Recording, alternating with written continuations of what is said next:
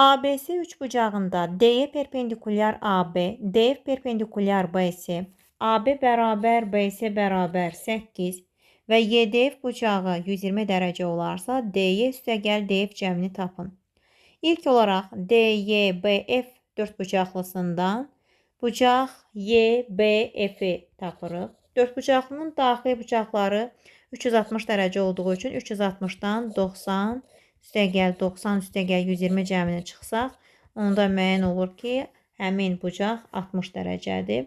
Həmin bucağa 60 dərəcəni yazdıqdan sonra AB və BC bir-birdən bərabər olduğu üçün müəyyən edirik ki, həm A, həm də C təpəsindəki bucaqların da hər biri 60 dərəcəyə bərabər. Deməli, bu üç bucaq bərabər tərəfli üçbucaqdır. İndi bərabər tərəfli üçbucağın sahə düsturu əsasında ABC üçbucağın sahəsini tapırıq. 8-in kvadratı kök altı 3 bölünsün 4 cavab olacaq 16 kök altı 3.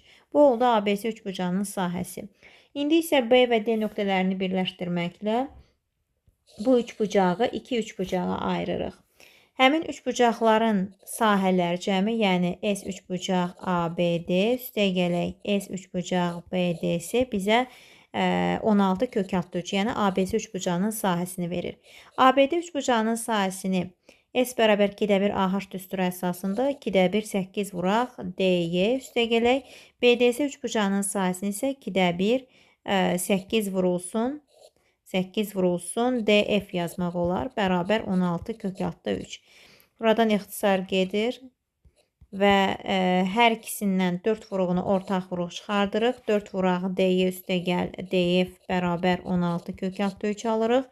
Buradan isə DY üstəgəl DF bərabərdir 16 kök altı 3 bölünsün 4. Yəni 4 kök altı 3 olacaq cavabımız.